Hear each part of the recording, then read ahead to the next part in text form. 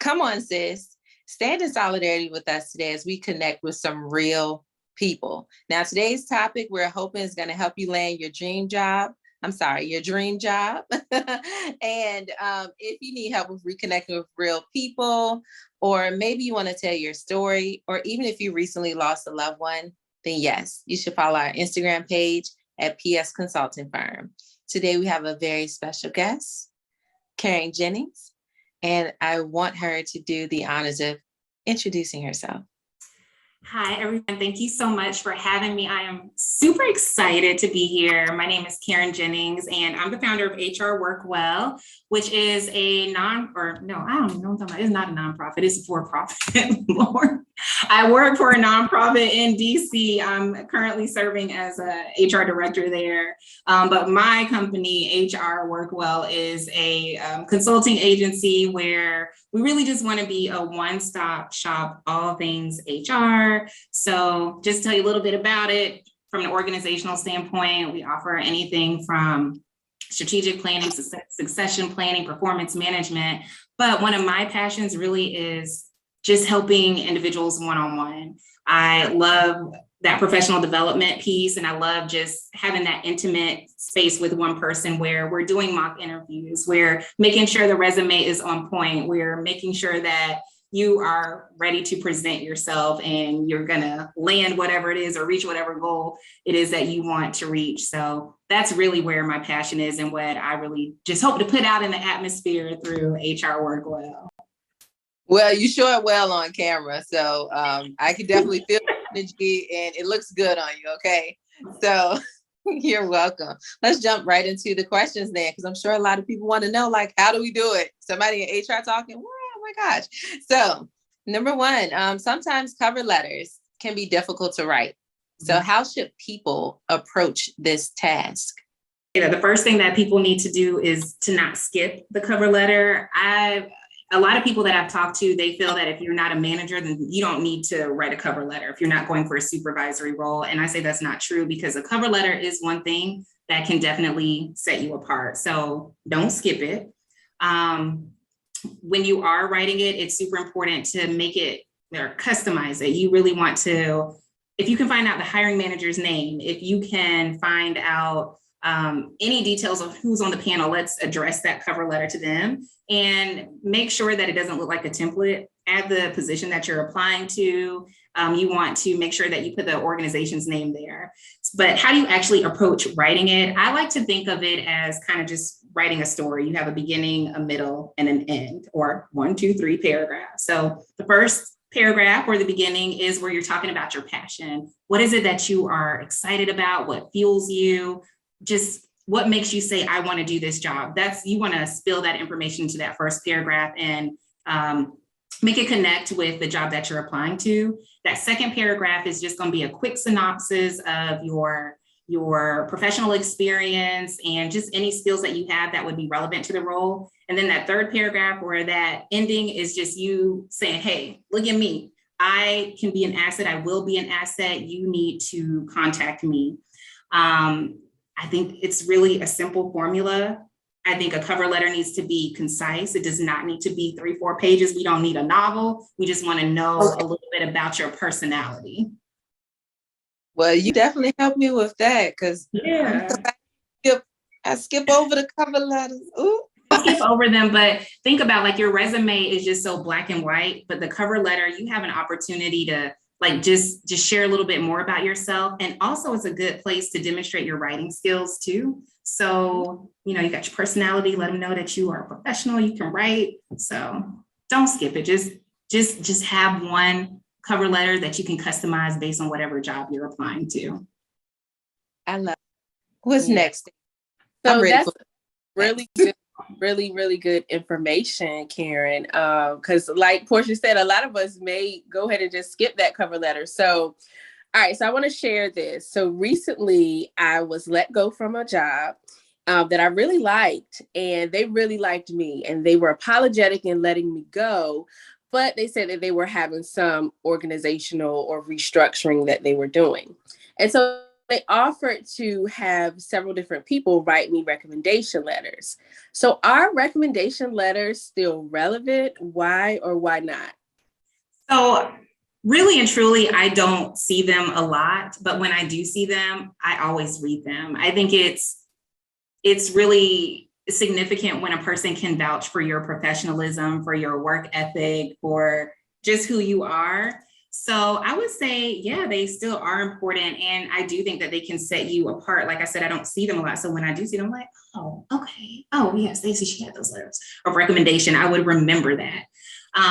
So when you think about like going through the interview process or interviewing, it's you alone selling yourself. But when you have your letters of recommendation that you're bringing and no one's asking for them, it's like you got a whole army behind you that's already saying, look, this girl is about her business, or this male or whoever is about their business. They know what they're doing, what they're saying is legit. Let's give them a chance.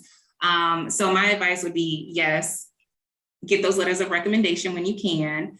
And I would also always say, anytime you have a good experience with a supervisor and you're leaving somewhere, just ask them like, hey, can you just go ahead and write me a letter of recommendation? And you might not need it right then and there, but it's something good just to have in your back pocket when you are applying for whatever your next role is going to be.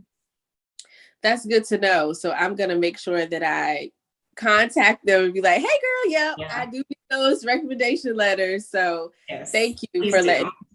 Yeah. All right. Definitely good stuff. Okay, now speaking of interviews, what are some common mistakes that people make when they're having their interviews? Okay. This is like probably one of my favorite topics. So I have a long list, but I'm gonna try to keep it tight here. So give it to us. The people want to know. We need to know this. Juice. We want the details. So the first one, yes, so I'm gonna give it to you. Because in my normal job, in my 9 to 5, I should say, I oversee recruiting. So I see a lot of these bad habits. It's crazy. I'm kind of going off on a little tangent, but you'd be surprised how many people just don't show up for interviews these days. It's just straight up don't show up. And we're just like, we're all like in the room, like, what's going on? Where you at? And they're just not showing up. So yeah, I'm going to share with y'all some of the things that just kind of make me go, I don't know. So the first one is being late. And I really think it's important. The old rule of being 15 minutes early for an in-person interview, it still stands. So it's important to be on time. And if you are going to be late, just call. That goes a long ways. Like call 30 minutes before, let us know that you are still coming, that something came up, because life happens. And in this environment, I do think that we are exercising some grace. But if you can, just be on time. In a virtual interview setting, I would say you need to make sure that you are in that virtual lobby 3 to 5 minutes ahead of time, not 15 minutes, because, you know, when you get into that lobby, it gives the host a notification. And sometimes that can be a little annoying to the host, especially like if they're doing something, they might feel obligated to go ahead and switch gears. So if you're in a virtual setting, I would say 3 to 5 minutes before the scheduled interview time is sufficient.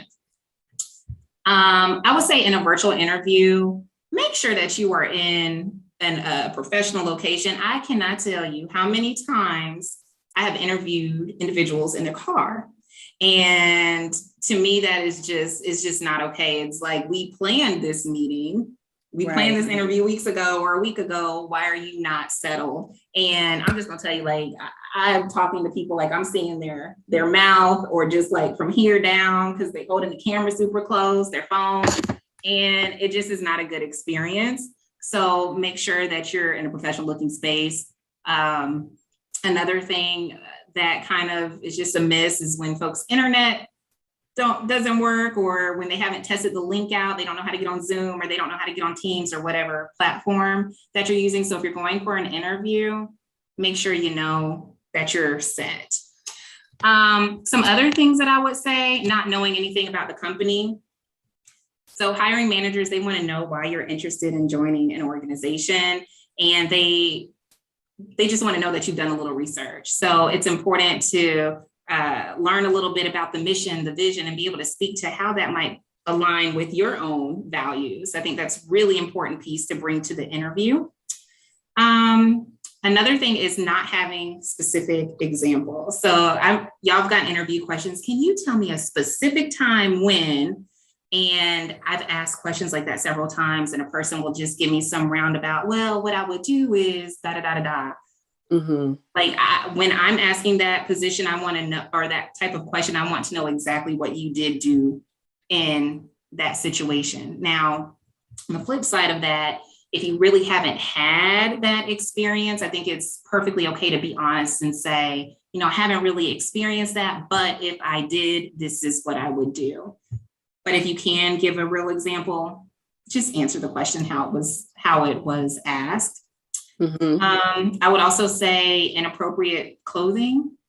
I've seen people wear tube tops, and that does not go over well on a virtual setting, because just think, like, if I'm sitting low and I have a tube top on, Right. I'm gonna look like I don't have any clothes on, right? So just make sure that you're dressed for whatever role it is that you are applying to. And then finally, I will say, well, two more things. Being concise is important. No one likes a rambler. Just try to get to the point, try to answer the question as quickly and thoroughly as you can. And then finally, I will say not preparing is the biggest miss on an interview. I will say practice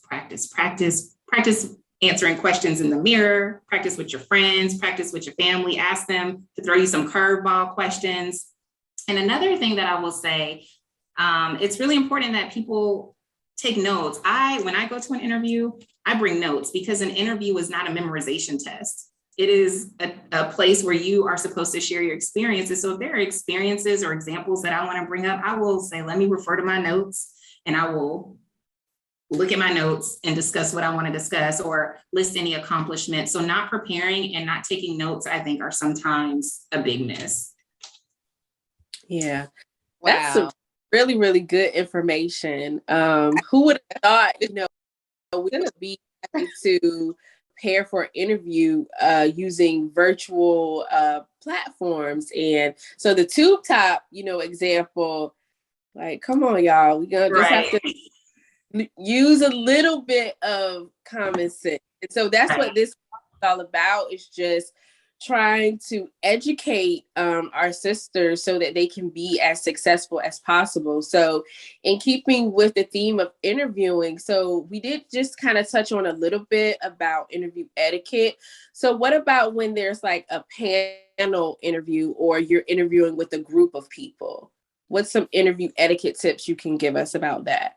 So if I'm the lone person being interviewed and there's a panel in front of me, I really don't think the etiquette is that much different than if it's just a one-on-one. But I do think a really good thing to practice is just to make sure that you're making eye contact with everyone who's interviewing you. So other people don't feel left out. Like, I've been on interviews and it's a panel and the person being interviewed is just looking at one person, and I'm like, hey, I'm over here too, So just making sure that you're being intentional about the eye contact. And I would also say that it's really important to make sure that when you're asking questions, which I think is super important at the end of an interview, make sure you request an answer from everyone and not just one person, or make sure you have a question for everyone on your panel.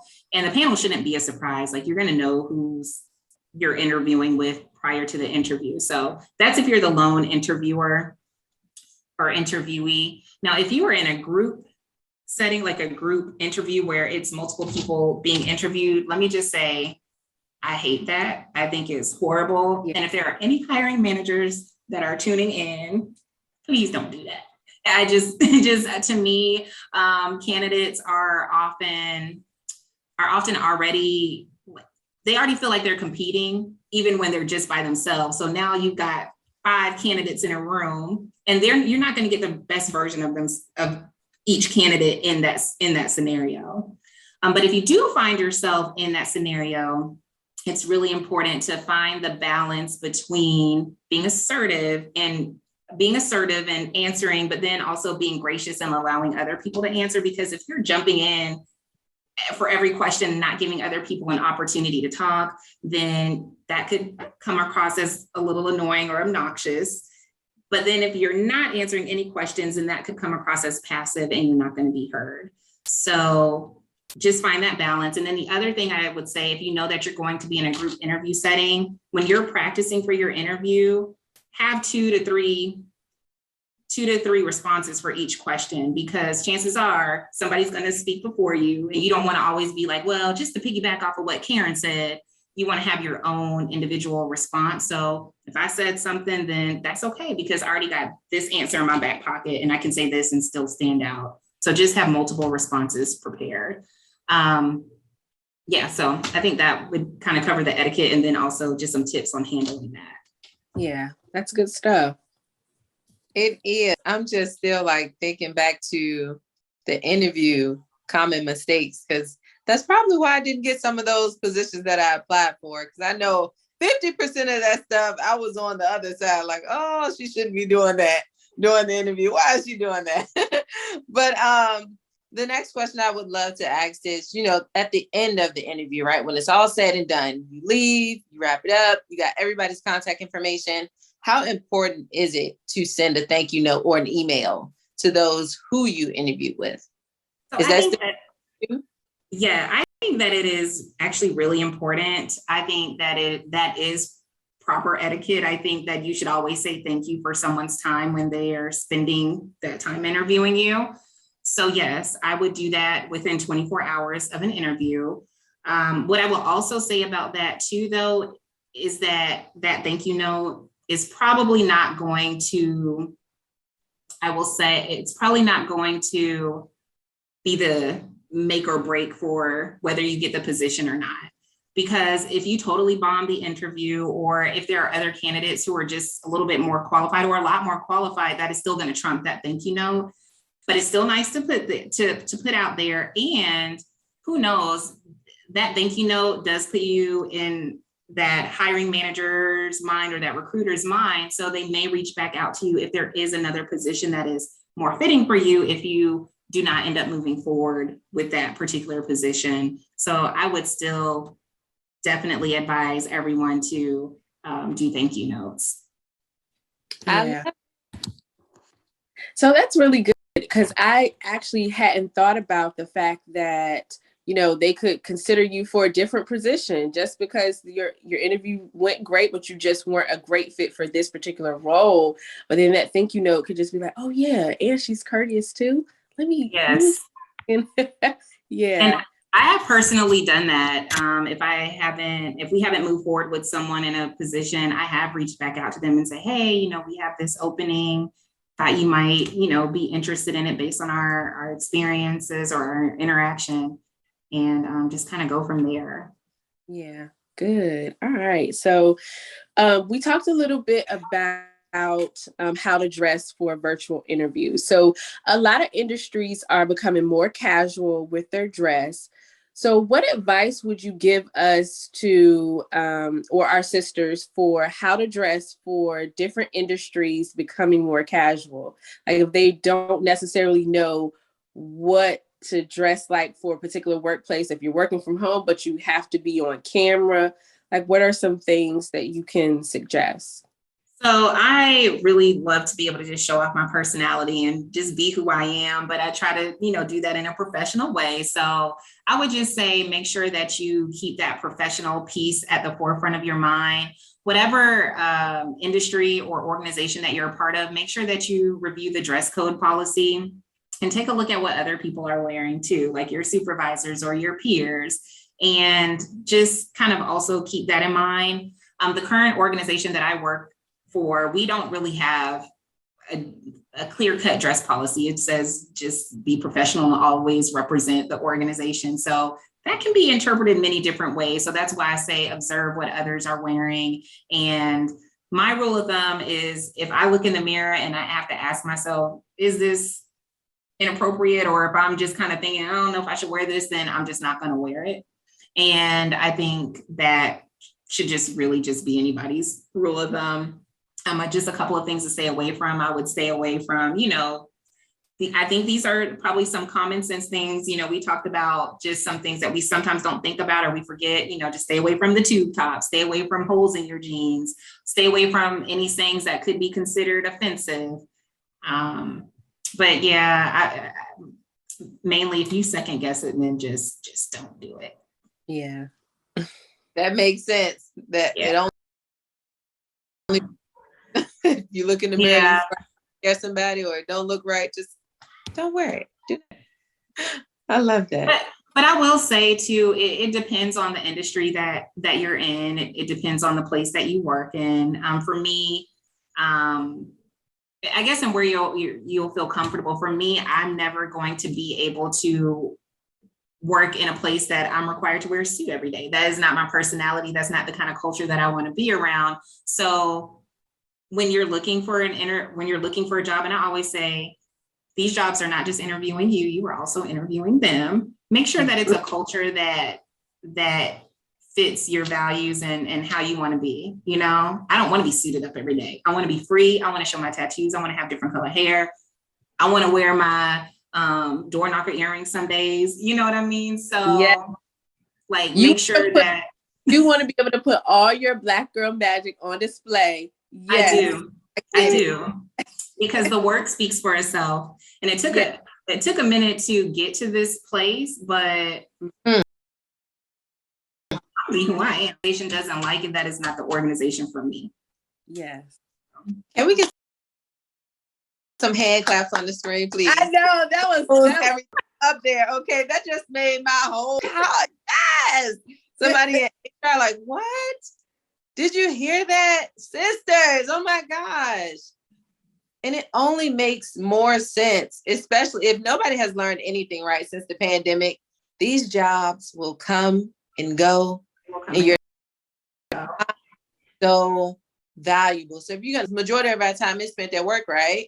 Mm-hmm. You're gonna spend time somewhere, make sure it aligns with your values and you can feel like yourself. And of course, we talked about etiquette, making sure you're not, certain industries, you can't be out here just wearing whatever, behaving all type of ways. There's still professionalism in there. But again, it has to align with the things that you believe in, the way you want to live, who you are. You shouldn't have to, downgrade who you are or cover that up just to go into work. I love it. Yeah, that's just also true. And I think I'm fortunate to be in a place where, we really stress diversity and inclusion and all of that. Last month I had green hair, and so, but I'm a director of HR and I'm gonna have my green hair, and on our company calls, best believe I'm gonna throw it out. And I've had so many younger Black women come to me and they're just like, oh my gosh, it's so cool to see someone who is in HR and they're wearing a fro or Black Lives Matter shirt or whatever it is, whatever it is, but I'm still doing my job. And that is the kind of energy that I want to instill in other women, other people of color, because it is just so important. It is. It's very important. Because if you go to a job and you feel like you have to hide who you are or compromise who you are, then that definitely is not the environment for you. It's not. And let me tell you, when, I'm not going to say name, but where we met. Yes. When I went for that interview, I took my nose ring out because I was like, oh my gosh, they're not gonna accept that. I felt like it just wasn't okay there. And by the time I got home, the hole had closed and I was so upset because I loved my nose ring. And so after that, I said, never again am I going to do something that I am not in agreement with. So that was a learning lesson for me. Yes. And I mean, so that's good that you are. Thank you so much for sharing that, because that shows us that, growth and your journey, it's all a process. Yeah. But when you are doing something that really does not speak well with your spirit or sit right with your spirit, it's just not the environment for you. And it's like, you're going to be in tug of war while you're there. It's like, yeah, you want to get paid and things like that because you do have bills. Let's be realistic. But at the same time, when it's weighing on you and it's just, yeah, it doesn't vibe with your energy, so to speak.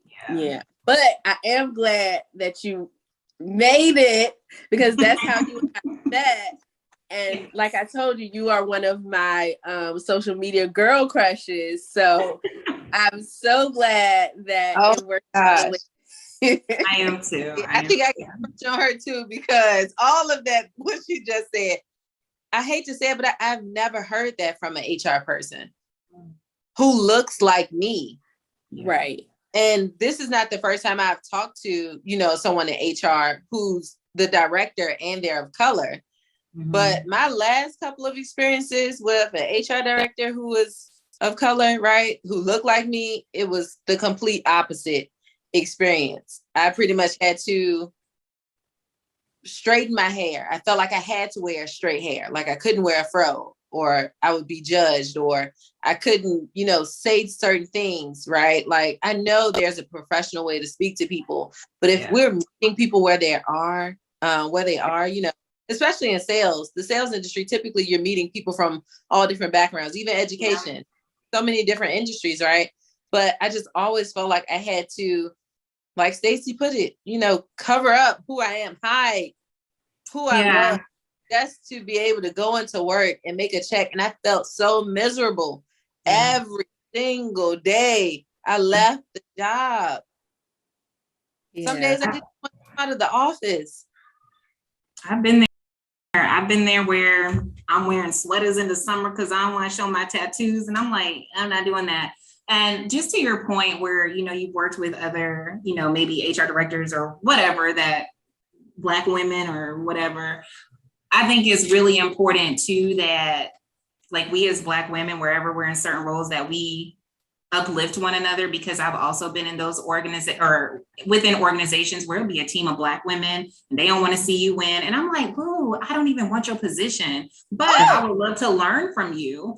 And they don't even want to do that.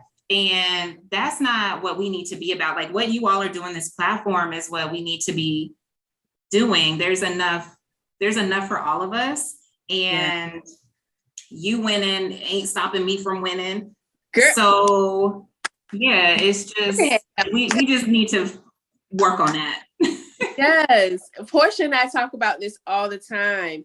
And we talk about the fact that it's based on fear. It's fear of, you're going to take my role. I'm going to feel not relevant. I'm not going to be valid. There's not enough room at the table for both of us. And I was telling Portia that, I saw a meme on social media where it was a picture of the bread aisle. And it's like all these different bread companies, they do the exact same thing, but there's something for everybody. And it's like, there's different audiences, but there's enough out there for all of us to eat and eat well. And I don't feel like that, me uplifting someone else is doing myself any disservice. It makes me look and feel better. I love helping people and I love seeing people win, especially when those people look like me. So whatever I can do to make sure that my sisters are winning, that's what I want to do, because when it's all said and done, real life, the world isn't necessarily set up for us to win. So when we create this community and this safe space, like, we mean that we're going to bring everybody along with us. So yes, I'm just so excited that you have the experiences that you have, that you look like what you look like, beautiful. I mean, inside and out. And you have a genuine heart to help people who look like us, and to let people know, like, girl, put all of your Black girl magic on display professionally while you're in the workplace. Right. But put it all on display. I love that. So yeah. All out there. Yeah. Oh my gosh. Well, I know we went on. The next question, tell me about yourself is one of the questions that people typically get asked during the interview, as well as describe your greatest strengths and weaknesses. These two interview questions, they are oftentimes not answered thoroughly. So how should people go about answering these two questions? But tell me about yourself and about yourself. We don't want to hear how many kids you have. We don't want to hear that you play basketball on the weekends or that you are learning to sew, or that's not what we really want to hear when we're asking that question in an interview. Not to say that once you get hired, yes, your colleagues, they're going to want to know that information, but at the interview process, that's not the type of information that we're looking for at that moment. But it's just more about, like, this is a time to pull from that cover letter. Talk about your passions and how that is relevant to the job. Give us a little synopsis of how you've grown professionally and how that's led you to apply to this. What piques your interest? Where do you want to go? Where do you see yourself? That's what we want to know when we pose that question, tell me about yourself at that moment in the interview. And then for weaknesses, I think this is one that, we have these cookie cutter answers. I'm a perfectionist, or, I have trouble delegating. I just take everything on myself, because it's kind of like, this is a weakness, but I'm somehow going to make it sound like a strength, but it's really not a strength. Because I think when I hear someone say they're a perfectionist, I think that, this person might not be able to meet deadlines because they doing too much. They keep trying to fix something that's not even a big deal, or that they're always going to critique other people's work because they're a perfectionist. So to me, that answer works against you. And then also inability to delegate. I hear that one a lot when that question comes up. That lets me know that you don't know how to build trust with your team for others to do their job. So I would just say, get rid of those responses and actually think of a real experience or a challenge that you've had. But what's key is you don't want to just leave it at that. You want to talk about that challenge, and then you want to talk about how you've overcome that challenge, how you continue to overcome the challenge, and then just how you're now a better professional because you've overcome it. So I'll give you an example.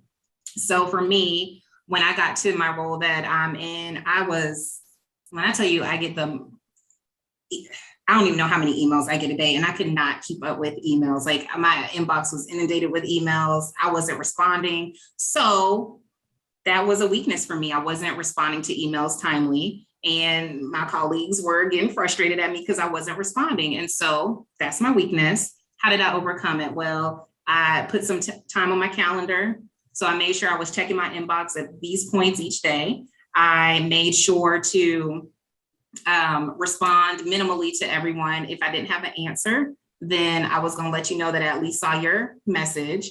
And also I was able to, I set rules learned the rules or whatever, in my inbox, Outlook or whatever, to make just me a better professional, a better colleague. And so that's what I did to overcome the challenge. And now my colleagues and I were always on the same page. They know that I'm seeing their emails. We don't have any issues. And I continue to have the same level of responsiveness because I put these measures in place so that my once weakness is no longer a weakness. So that's like a real example and of how you can actually go about answering that question and not just giving a cookie cutter answer that really might not give enough substance. Mm-hmm. Yeah, that actually makes perfect sense. And I appreciate that real life example. Because like you said, we have a tendency to what you said about being a perfectionist and not delegating.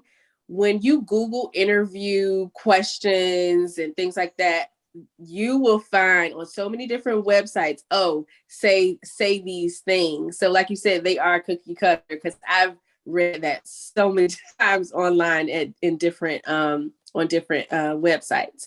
Yeah. So what are some other questions that might stump the interviewee? So I think that those are the two main ones. And then, just not being precise or giving real examples. But I will say this one does catch people sometimes. And it's when at the end of the interview, we say, well, what questions do you have for us? And a lot of times candidates are just kind of like deer in headlights. They don't know what to say. This is really important to make sure you are prepared for this question. It's going to happen in every single interview. And you really want to make sure that you're using this space to ask meaningful questions outside of, well, what are the next steps? And some questions that are good to ask would be, what would the first 30 days look like for the ideal candidate in this role? But even more important, my favorite questions here are, what do you enjoy most about working for this organization? Can you tell me about the culture of this organization? And what is one thing you would change about this organization? And kind of just going back to what I mentioned earlier, you're also interviewing them. And I will challenge everyone who's listening here to really have that mindset. You get to choose whether you want to be a part of this organization too. And you might not want to, and those questions allow you to get some insight. People might say, man, if we could change, one thing about the organization, they might just start rambling on and you're like, you know what? That's not the place for me. Or you might find out some stuff about that culture where they're overworked. There's no work-life balance. It's too much. And that gives you an answer. You thought you wanted to be there, but you're like, nah, I have a family at home, or, I like to travel. Like, I'm gonna want to take my vacation, and that doesn't align with my values. So I would say those are really important questions to ask at that point that a lot of candidates just don't. Mm-hmm. That's good. Yeah. Because we are interviewing them. So yeah, don't forget that, y'all. Don't take that job. Doing them too. Yes. Okay, now this is my favorite. Say one thing. I just remember when I stepped into my role, one of the things that I said, and I was in an interview with my supervisor and her supervisor, and I just let them know, like, I was at a space in my life where I really wanted to be picky about where I was going, and I wasn't in a desperate space or place. I wanted to make sure that where I was moving was going to be a great fit for me, and because I wanted to be here for a long time, but I just wanted to make sure it was a smart decision. And there's nothing wrong with feeling that way. There's nothing wrong with saying that and actually believing that. Yes, absolutely. She is. Where you found her? You gotta tell me again where you found her. But oh my gosh. Okay. So this is a question that I've been dying to know. Oh my gosh, we're talking about pay, right? Okay, so how do people begin the conversation to negotiate pay? During that conversation, are some things that people, are there some things that people need to be sure to? The preparation for the conversation starts well before the actual conversation. I think anytime you are applying for a job, you really need to do your salary research. You can go, there's a host of websites out there where you can really get great information based on the position that you're applying to and the geographic location. So that's the first step, because you want to make sure that a job that pays, $50,000 in one area, but you're in a rural area, it's not going to be the same. You just want to make sure that you're thinking right for your area, right?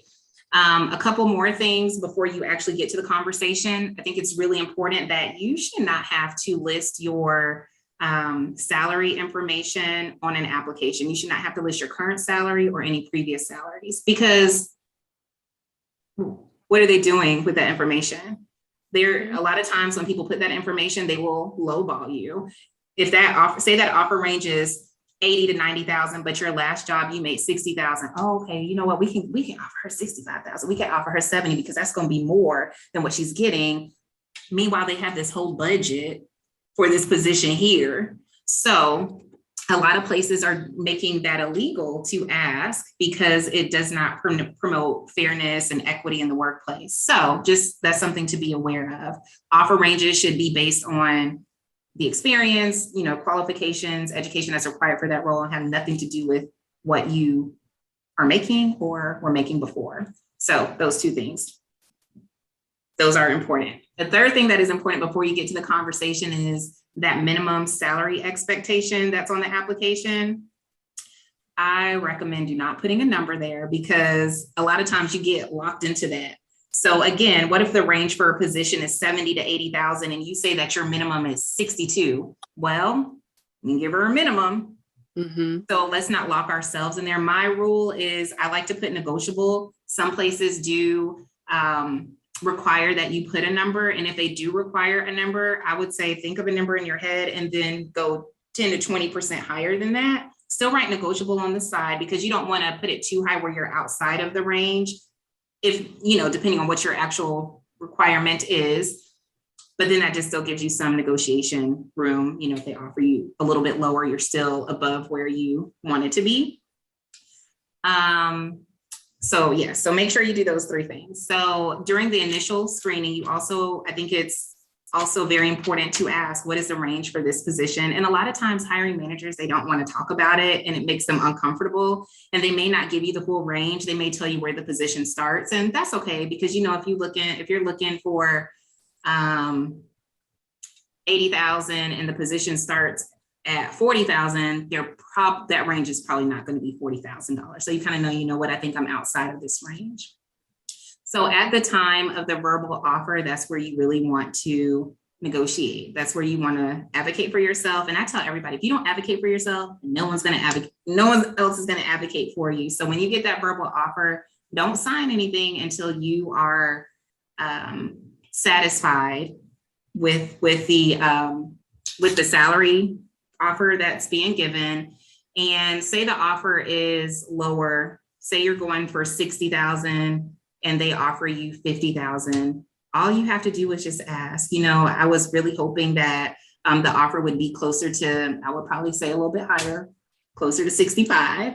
And, I'm bringing this to the table. Remind them why you are an asset. Remind them why they've selected you, why you're this far in the process, and just have that conversation. I can tell you that 95% of the times when someone has countered an offer, we may not have always been able to meet them where they wanted to, but we have been able to come up some thousands of dollars. So you may not get to the 60, but you may get to 57, or you may get to 55. But it's just really important to have that conversation. And then all the while know in your head, what number am I going to be satisfied with? If you know that you're not going to be satisfied unless you get the 60 and they can't get you to 60, it's okay to say no, because there are always other opportunities. I firmly believe that everything that has not been in my favor has always been in my favor. And so maybe that's just not the opportunity. And so just understanding that process. Again, if you just have to figure out what works for you. Is it about the money? Is it about the experience? But definitely just go for it. Have that dialogue, because if you don't do it at the time of offer, 6 months into the job, you can't just go to HR and be like, hey, I want a raise. That's not how it works. The time is to do it before you sign that paperwork, before you're in the HR system. Yeah, good stuff. So you mentioned, asking for a raise. Mm-hmm. When is that appropriate, and how do you negotiate that? So I definitely think that it is appropriate after you've been somewhere probably for at least a year or 6 months. I would say after the evaluation period, you're off of probation after you've been evaluated. And I think that if this is something that you want to do, you need to take your job description and throughout that whole year, document ways that you've grown that job description, because that you're not going to get a base increase if your job is the same. But you need to demonstrate that I'm doing more in my role. My role has grown, and the ways that it has grown are significant and demand an increase in pay. Yeah. So that's one way to, I guess, set the argument for increasing for a base increase. And once you've kind of shown that, it's important to just go to your supervisor and say, hey, look, I'm doing all of this. This is how I've changed. This is what I added to our department. This is what I see in the future. And, request an increase. Another thing that's important is, outside of changing the job description, is just keeping an eye on what the environment or what comps are looking like for like organizations. So that you're working for a nonprofit and everyone in your role at other nonprofits in the same geographic setting are making $30,000 more than you, that's also a good argument as to why you should obtain